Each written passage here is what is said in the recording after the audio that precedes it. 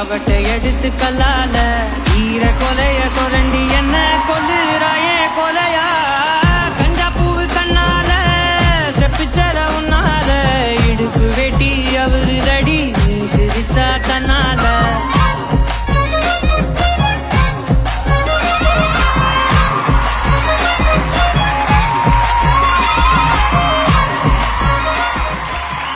Thank you so much, Aditi. Thank you.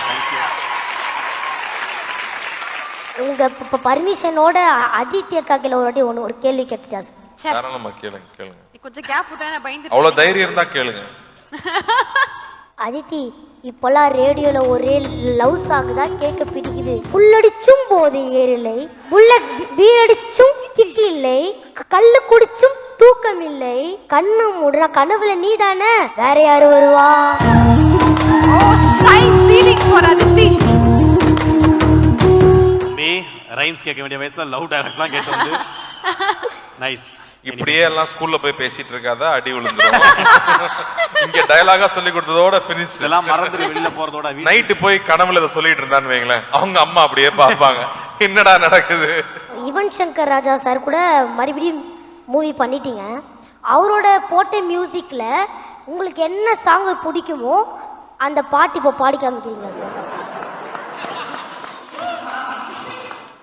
எல்லாம் ஒரு திட்டவட்டமா தான் வந்திருக்கானுங்க.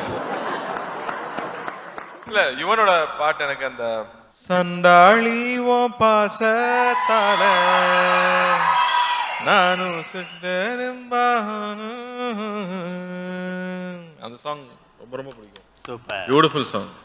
உமையல் அக்காவும் கந்தன் அண்ணாவும் வீட்டில் சேட்டப் பண்ணுவாங்களா இல்லை சமத்தா இருப்பாங்களா சார்? இல்ல உண்மையால் மட்டும் தனியா இருந்தாலும் பிரச்சனை இல்லை, கந்தன் மட்டும் தனியா இருந்தாலும் பிரச்சனை இல்லை. ரெண்டு பேரும் சேர்ந்து இருந்தாதான் பல பிரச்சனை நடக்குது.